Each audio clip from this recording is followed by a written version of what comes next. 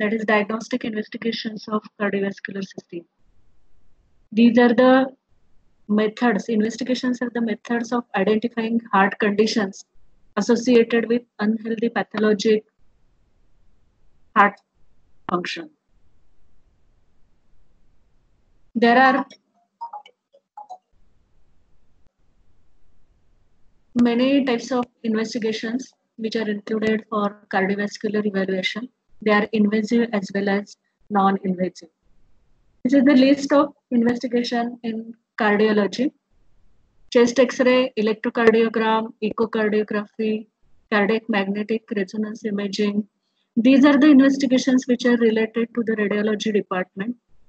Rather, cardiac enzymes, troponins, brain natriuretic peptide, lipid profile, blood sugar, electrolytes, urea, creatinine.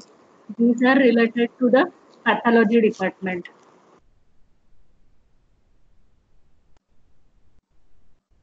The objectives of investigations. Why we should go for investigations in cardiology? Ultimately, we have to diagnose the condition and treat the condition, treat the disease, determine the etiology of the disease. That is how we will prevent the further complications and further progression of the disease. Identifying the risk factors. If we control the risk factors, then we will be able to minimize the complications and outcome will be better. To detect the complications, not only diagnosis, but detection of complications is very important, because anticipation of complications of cardiovascular disease, if we know earlier the complications, what are happening, and treat them in time, then the outcome and prognosis of the patient will be better. Then why we do the investigations? To monitor the disease progression, to evaluate the associated comorbid conditions, and make prognosis better. First, we will see what are the pathological investigations. These are the routine investigations we do for all the patients, like CBC. CBC is the complete blood count by which we can diagnose anemia. Anemia, if it is there severe, then there will be deficient oxygen carrying capacity, and ultimately patient will end up in shock. So CBC is the most important investigation. But the specific investigations related to cardiovascular system are cardiac enzymes, troponins, which are the markers of myocardial injury. These markers are elevated in myocardial infarction as well as myocardial injury. These enzymes include the total creatinine phosphokinase, that is CPK, aspartate aminotransferase, that is AST or SGOT, lactate dehydrogenase. There are ideally 5 isoenzymes of lactate dehydrogenase, amongst which LDH1 is the specific isoenzyme for cardiovascular system. Troponins include troponin I and troponin T. Most important recent investigation which is helpful in diagnosis of heart failure is BNP. BNP means brain natriuretic peptide, and NT-proBNP means N-terminal fragment polypeptide of BNP.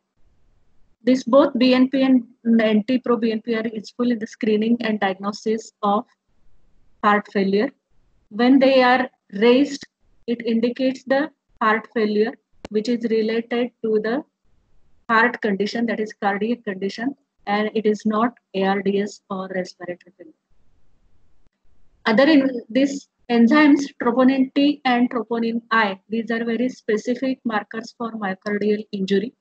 Whenever they are increased along with the ECG changes, that is diagnostic of myocardial ischemia or myocardial infarction, patient has to be admitted in the ICU, and all the antiplatelet and anticoagulation treatment to be started in the patient. If the infarction is there, then thrombolysis is to be started.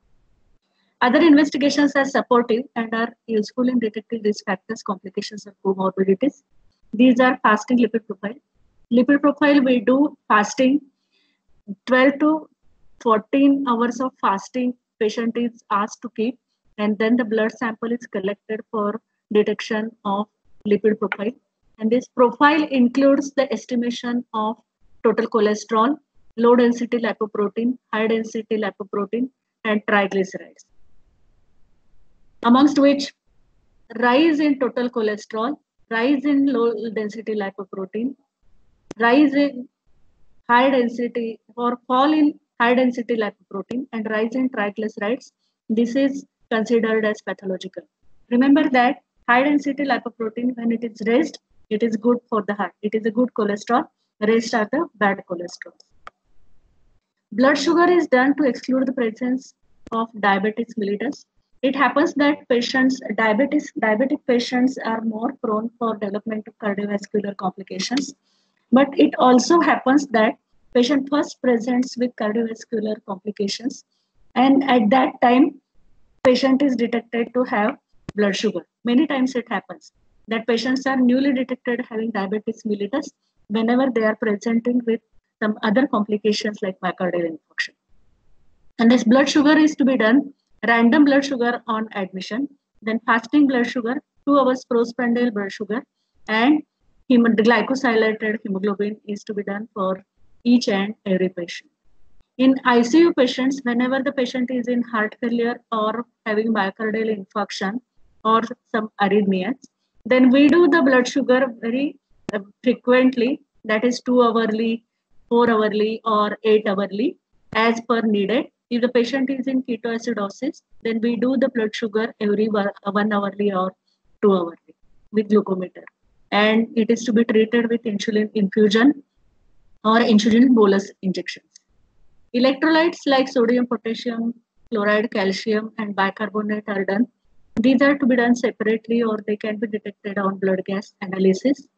Urea, creatinine, these are analyzed to exclude the effects of electrolytes as being responsible for cardiovascular dysfunction, especially the arrhythmias. These are done to detect whether or not renal disease is present in the patient. These electrolyte function or electrolyte estimation is very important in diagnosis and treatment of various types of arrhythmias like ventricular ectopics, ventricular tachycardia, then atrial fibrillation, atrial flutter, or supraventricular tachycardia. Then radiological investigations, ECG, all of you have seen in hospital. This electrocardiography is a transthoracic interpretation of electrical activity of the heart over period of time. It is detected by the electrodes attached to the surface of the skin and recorded by electrocardiographic machine. And the recording which is produced by by this procedure is named as electrocardiogram. This ECG device detects and amplifies the tiny electrical changes on the skin that are caused when heart muscle depolarizes. Depolarizes means contracts during each muscle. The depolarization is detected as tiny rise and fall in voltage between two electrodes placed on either side of the heart, which is displayed as a wavy line either on a screen or paper. Nowadays, ECG machines are having ECG screens also, and ECG waveform is seen on the screen as well as it can be printed on the paper. It consists of lead system. The electrodes are attached to the right arm, left foot, right foot, and the precordial leads are attached over the chest wall. There are 3 limb leads, limb lead 1, limb lead 2, and limb lead 3. Limb lead 1 consists of potential from positive potential from LA and negative from RA. Limb lead 2 consists of negative potential from right arm and positive from left leg or foot. And lead 3 consists of negative potential from left arm and positive from left foot. This is the Enthoven triangles, all of we have learned in physiology. These are the limb leads 1, 2, and 3. Then unipolar leads are augmented limb leads and precordial leads. These electrodes have 2 poles, one is active and other is inactive. The negative pole is produced by the connecting electrodes RA, LA, and left leg together via simple resistive network. Positive is the active pole and negative is inactive pole. The augmented unipolar limb leads are AVR, AVL, and AVF. If the positive electrode is connected to the right arm, then it is AVR. If it is positive electrode is connected to the left arm, then it is AVL. And if the positive electrode is connected to the left foot, then it is AVF. So up till now we have seen 6 leads. Then there are 6 precordial leads. These are pressed directly on 6 points of the chest wall. V1 is fourth intercostal space near the right sternal margin. V2 is the fourth intercostal space in the left sternal margin. V4 is at the apex mid-clavicular line. V3 is in between the V2 and V4. V5 is in the anterior axillary line and V6 in the mid-axillary line. This is how the precordial leads are placed, and we record the 12 lead ECG, 3 limb leads, 3 augmented unipolar limb leads, and 6 chest leads. Procedure all of you might have seen in the hospital. I will not go in details. This ECG we detect at a point of time, at a given time when the patient is at rest at supine position. But there are methods of recording, continuous recording of ECGs with the help of Holter monitor, event monitor, and 12-lead electrocardiograph, which is seen on the monitor in the ICU. This instrument is called as a Holter monitor. Holter monitor, the leads are attached to the chest wall, and this device is attached to the pocket, and patient is asked to do his regular activities, and the ECG is being recorded. So this Holter monitoring we can record for 24 hours. Then these event monitors or loop monitors are there also there, which can record the ECG continuously for 7 days or 10 days also. So these are also the investigations in cardiovascular system. This Holter monitoring and event monitor or loop monitors are useful, especially when supine at rest ECG doesn't show any change or any abnormality, and we are suspecting some abnormality related to the arrhythmias of the heart. Especially when the patient is complaining of syncope or any event which is not explained, like giddiness, then syncope, then convulsions. Sometimes it happens that it may not be recorded on a single ECG, but it may be picked up on Holter monitoring or by loop recorders. Then cardiac stress test, this is another type of electrocardiographic recording. In this procedure, what is happening, we attach the electrodes to the chest wall, and we record the ECG while the patient is running on the treadmill test. This treadmill test is a motorized test, a motorized treadmill, which is computerized, and every 3 minutes the slope and speed of the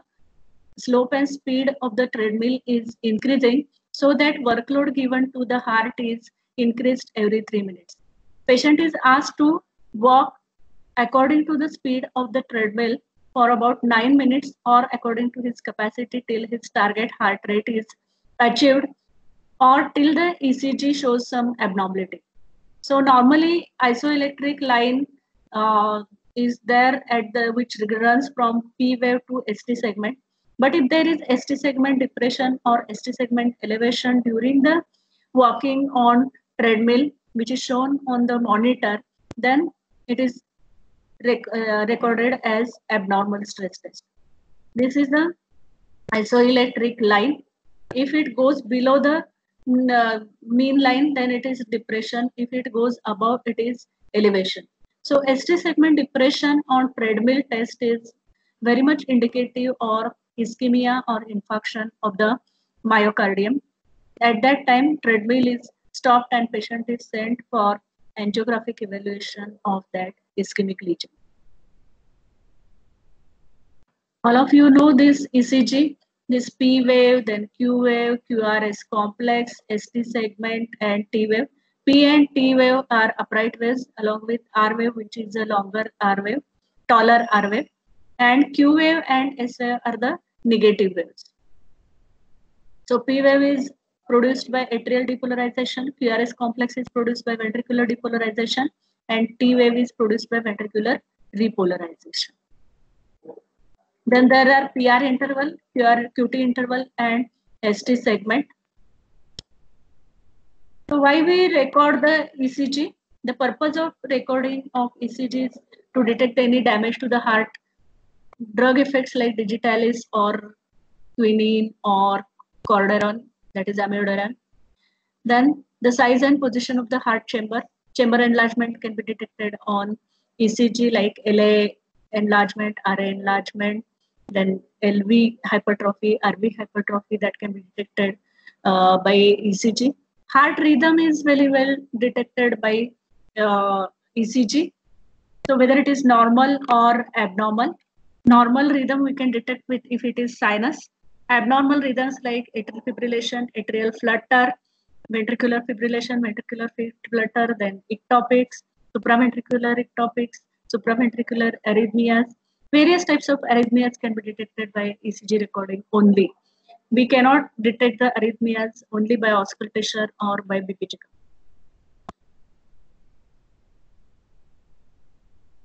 Abnormal ECG, it can be there in case of myocardial infarction, which is detected by ST elevation. Then chamber hypertrophies we can detect.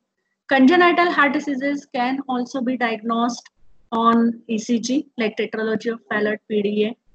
Then valvular heart disease, double valvular heart diseases, single valvular heart disease like mitral stenosis, that can be detected on ECG. Pericarditis can be detected on ECG. There are so many. Then other non-cardiac conditions like stroke or electrolyte abnormalities like hypokalemia, hyperkalemia, that can be diagnosed by ECG recording. This is the classic ECG of myocardial infarction in which ST elevation is detected in these leads. This is the ST elevation hyperacute phase. This is the fully evolved phase of acute myocardial infarction. This is the resolution phase of acute myocardial infarction. And this is the stabilized phase of acute myocardial infarction. Myocardial infarction is diagnosed on ECG as 1 millimeter of ST elevation above the baseline in limb leads, or 2 millimeters of ST elevation above the baseline in chest leads, or 0.08 or 80 milliseconds of J point elevation if it is there. These are the three criteria of diagnosis of acute myocardial infarction on ECG. So we have to see all the leads like 3 limb leads, augmented unipolar leads, and chest leads for diagnosis of acute myocardial infarction. On ECG, not only we can diagnose the condition of myocardial infarction, but depending upon which leads are involved, we can detect which wall of the heart is affected by myocardial infarction. Say for example, if 2-3 AVF leads are showing ST elevation like this, then we can diagnose that this is the inferior wall myocardial infarction. If one AVL, V5, V6 leads are showing ST elevation like this, we can detect the high lateral wall myocardial infarction. If chest leads like V1 to V6 are affected with ST elevation, then we can detect that trans-anterior wall myocardial infarction is there. So ECG is a very helpful tool in diagnosis of various types of arrhythmias, chamber hypertrophies, electrolyte abnormalities, and acute myocardial ischemia or myocardial infarction.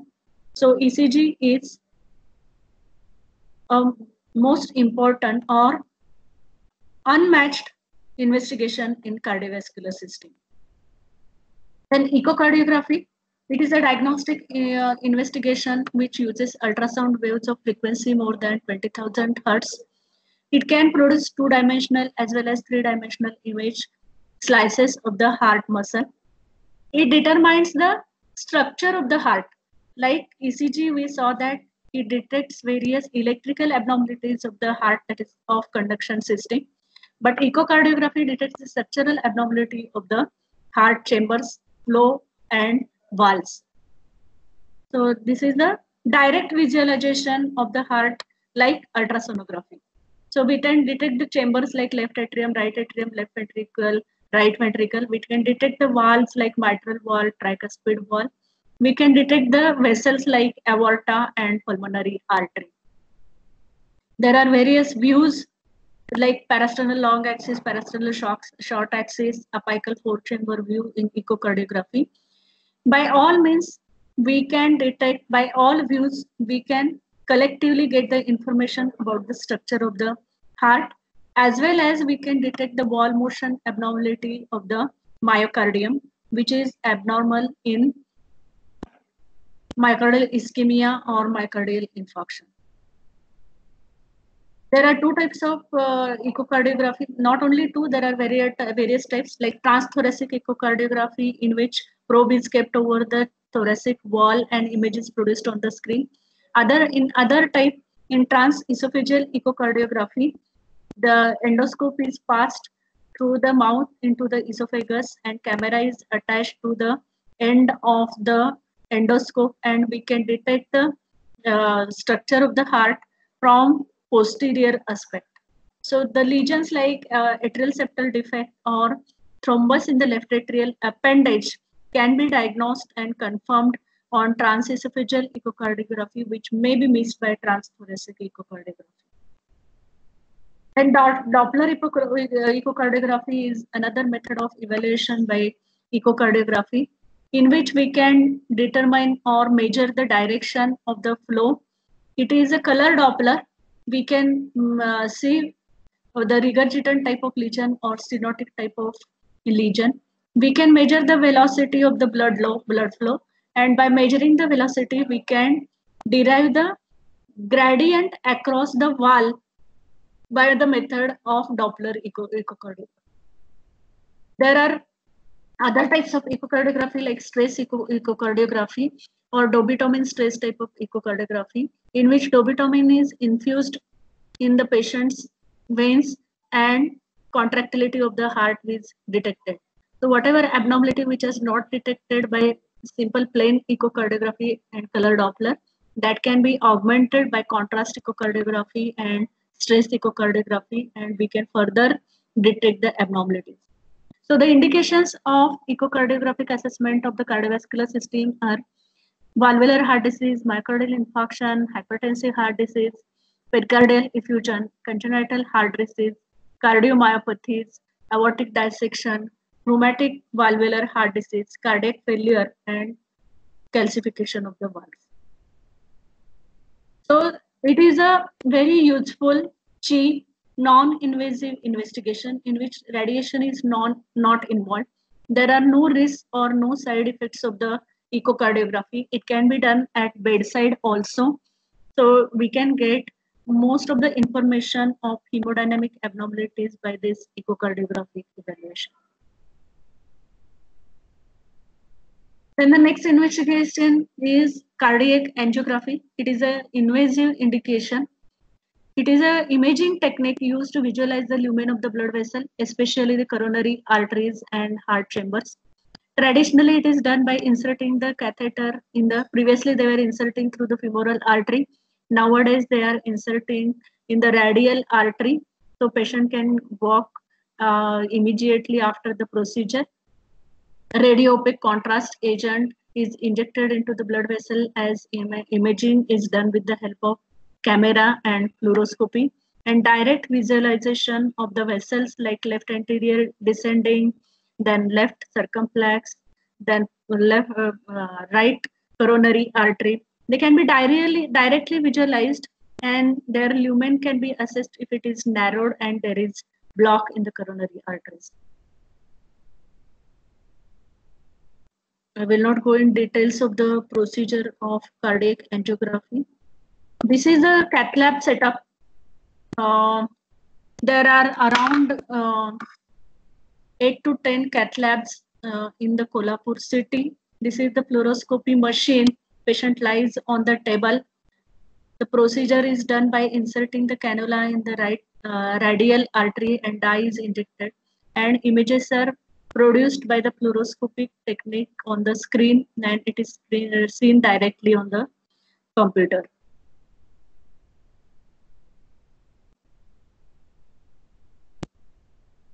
This is how the images look on the computer. This is the instrument. Iodine dye, usually iodine contrast dye or nowadays non-iodine contrast dyes also have come. They are injected through the cannula.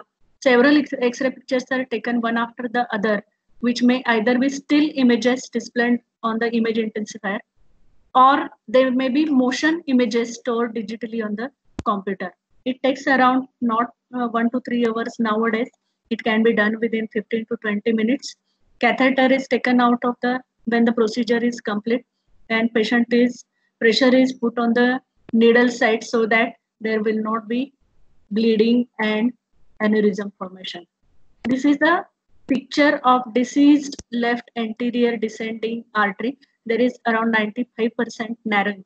See the lumen of this artery, see the lumen of left main, and see the lumen of this left anterior descending artery, which is showing narrowing because of atherosclerotic cardiovascular disease.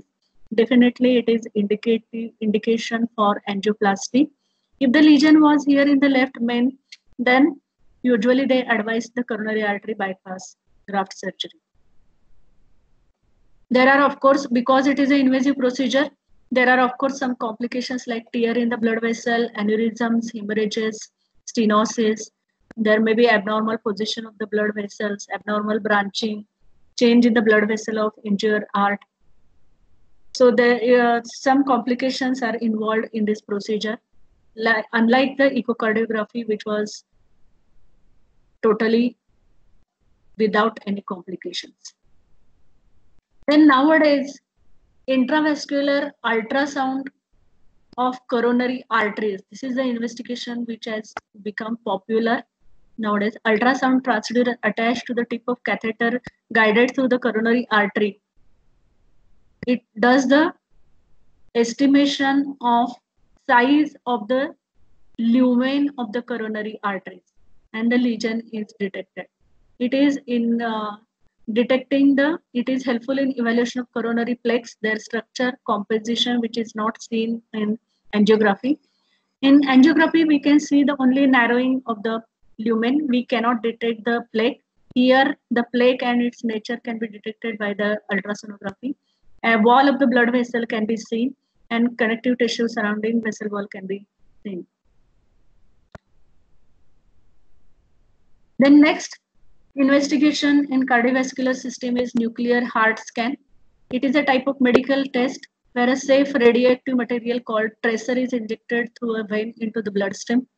The tracer travels to the heart and releases energy which special cameras outside the body detect to create pictures of different parts of the heart.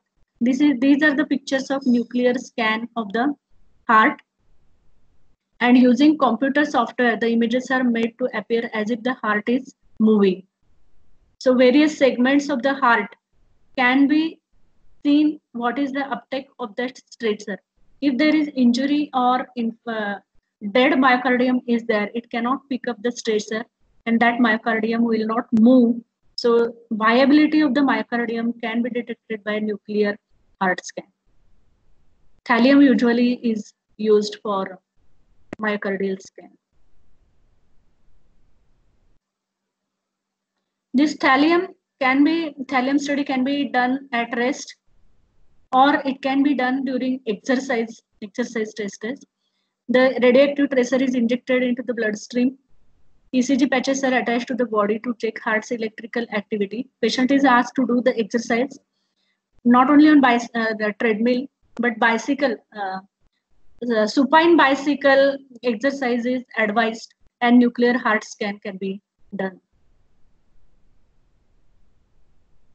Before the exercise or chemical stress stops, the tracer is again injected through the IV line. Patient then lies very still on padded table. Nuclear heart scan camera called gamma camera is enclosed in the metal housing which is put with several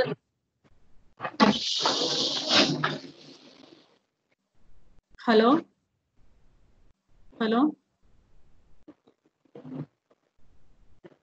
The computer collects the pictures of the heart nearby or in another room, that is control room. Two sets of pictures are taken. One is taken right after the exercise and other is taken after a period of rest. This is a picture of gamma camera. So after the injection of the tracer, patient is passed through the gamma camera and images are detected. There are two types of nuclear scans.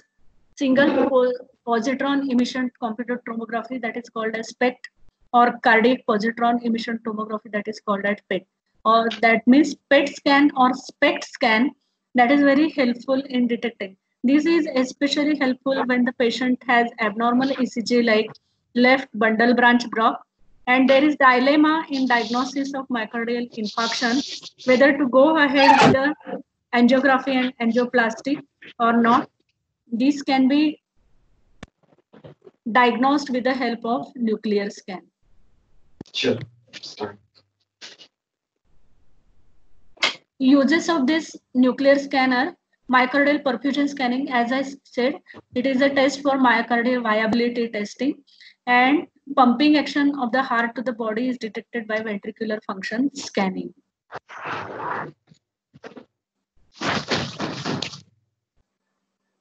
See, this is the normal blood flow and this is the reduced blood flow.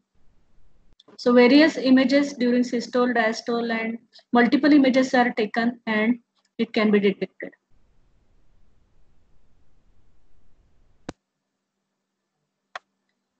So this nuclear scan, SPECT or SPECT, this also evaluates the coronary artery disease, heart valve disease, post-heart attack, poor pumping function, or heart failure, especially in cardiomyopathies.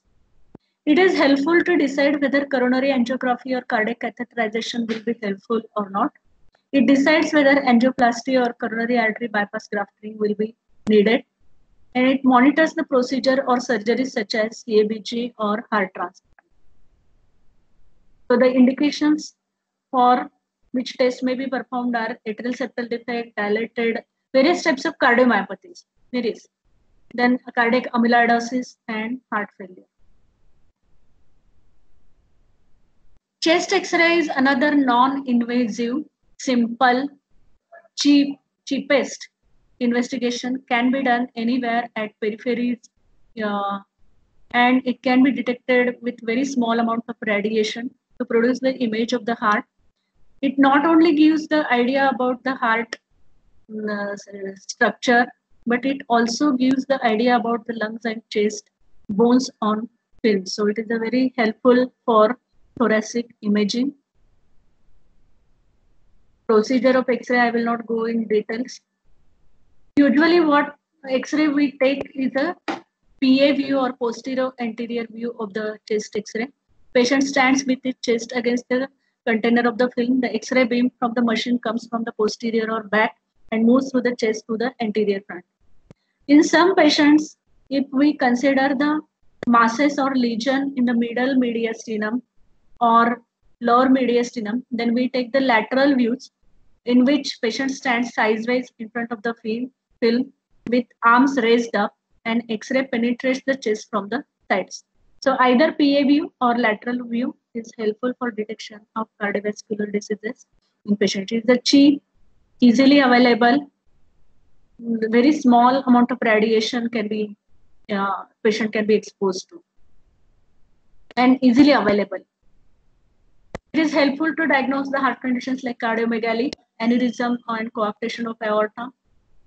Heart failure, we can detect the pulmonary edema on chest X-ray. Pericardial effusion with tamponade. We can detect the ASD, VSD, PDA. We can evaluate the placement of devices like pacemakers, defibrillators, or catheters, chest tubes during hospitalization. We can detect whether the patient has undergone open heart surgery depending upon the presence of suture in the midline. So various conditions can be detected on X-ray. This is one of the X-ray of cardiomegaly. This is one of the X-ray of heart failure in which bad swing appearance of the pulmonary edema is seen, heart is enlarged, and this is the normal chest X-ray. The criteria for cardiomegaly is that we measure the cardiothoracic ratio, maximum transverse diameter, internal transverse diameter is taken, and maximum internal diameter of the thoracic cage, and maximum transverse cardiac diameter is taken, and the ratio of cardiac diameter to thoracic diameter is taken. If the ratio is more than 50%, then we diagnose that there is cardiomegaly on chest X-ray. And before diagnosing this cardiomegaly, we have to confirm that whether the film is inspiratory or expiratory. We detect the cardiomegaly in expiratory film, not in the inspiratory film, not in the expiratory. And sphygmomanometer, this is the device with which we measure the blood pressure, but I have included this as an investigation of cardiovascular system, not as a sphygmomanometer, but we detect the non-invasive type of blood pressure continuously. We can record in ICU with the help of multipara monitors. So that is another useful tool for cardiac condition evaluation. I will not go in details of blood pressure measurement. Then cardiac CT scan, that is computerized tomography. It is a medical imaging method employing tomography created by computer processing. It refers to imaging by sections or sectioning through use any kind of penetrating wave. Three-dimensional image of the inside of the heart is generated from a large series of two-dimensional X-ray picture taken around a single axis of rotation. So this is a 3D construction of the heart, which we can detect the abnormalities of vessels as well as heart. It is an imaging method that uses X-ray to create cross-sectional pictures of the heart. So this is the CT scan transverse section.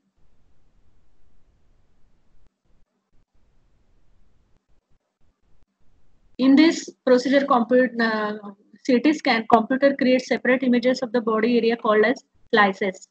So these are the sagittal sections, then horizontal sections, the transverse sections.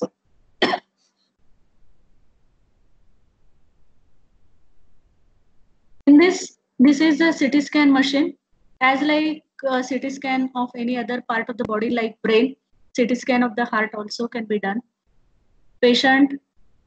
These images are stored or viewed on a monitor or printed on a film. This is helpful in evaluating the calcium buildup in the coronary artery wall, or calcium scan is especially in old people. If the arteries are calcified, then that is not a patient for angioplasty.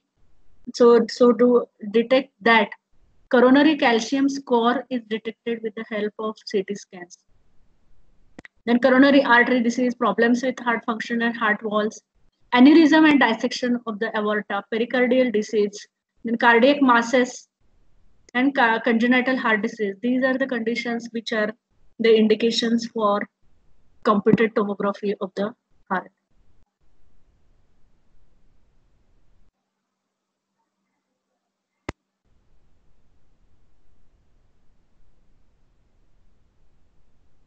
Other indications for computed tomography are post-bypass surgery. We will assess the status of the bypass graft. Post-stenting, we will assess the stent lumen. Tumors and cardiac neoplasms also can be detected. These are the aortic aneurysms which can be detected by. Another investigation is cardiac magnetic resonance imaging. Like MRI, we know that we do of brain, then we do of soft tissues, we do of the knees. But nowadays, MRI of the brain, that is cardiac MR, CMR, is a very popular investigation. It is a technology that uses powerful magnets and radio waves to create the pictures of the body in various slices. One exam produces dozens or sometimes hundreds of images, which can be combined to produce 3D images.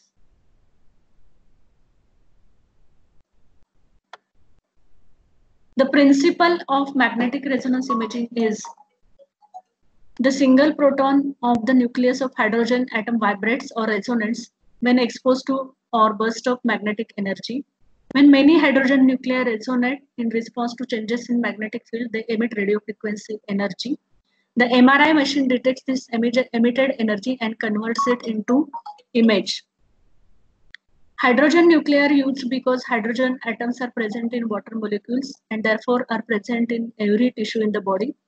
Subtle differences in hydrogen atoms between various parts of tissue emit different amounts of energy. This is the principle of magnetic resonance imaging. And this energy differences show different shades of gray on the MRI, which is helpful in detecting areas of cardiac tissue that are poor blood. So that is the principle of MRI. This is the radio frequency picks up the signals and transmits to the computer. These are the motion images we can pick up. This is the MRI machine.